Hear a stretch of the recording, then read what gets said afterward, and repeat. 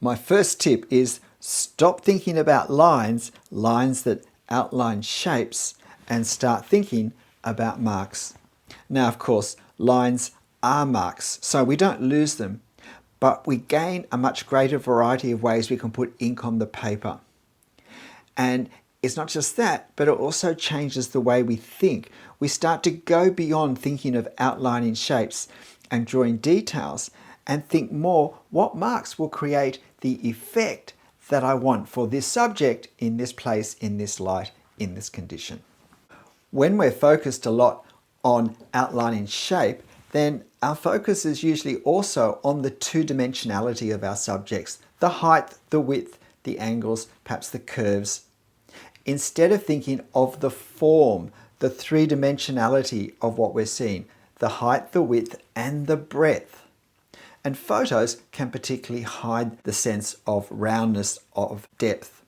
So we need to create effects in our marks so that we put the 3D back into our objects. Not just the objects, but the whole scene, such as this street stretching into the distance. Please hit the like button if you're finding these interesting. This tip is that in order to get our proportions of both individual subjects that we're drawing, but also the whole scene, we need to concentrate just as much on the space between objects, not just the objects.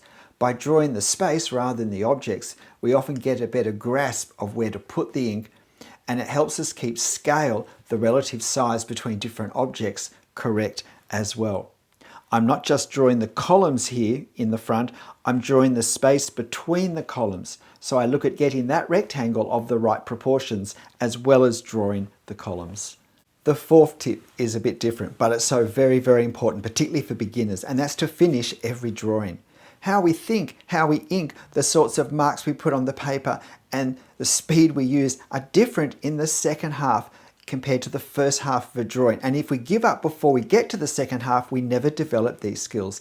And one of the biggest skills we miss out on is learning how to correct or hide or distract from marks that aren't in the right place. This is really important, and it's easier than you think to do it, but we only learn it by practicing, by doing it. And the fifth tip is to realize that hatching is not just for shade and shadow, and that there is no correct pattern or angles for the hatching lines.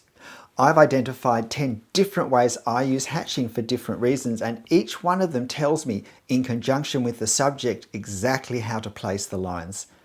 The end screen will be a link to this video, but it will also be the link in the first comment below for the fifth point. I think this is the best value video I've produced out of over 1,600. So please, if you haven't seen it, check it out. G'day, I'm Stephen Travers. Hope these 5 points have been helpful. Please hit the like button for me, and if you haven't subscribed to my channel, why not check out these things and many others in more detail. I'll see you next time. Bye.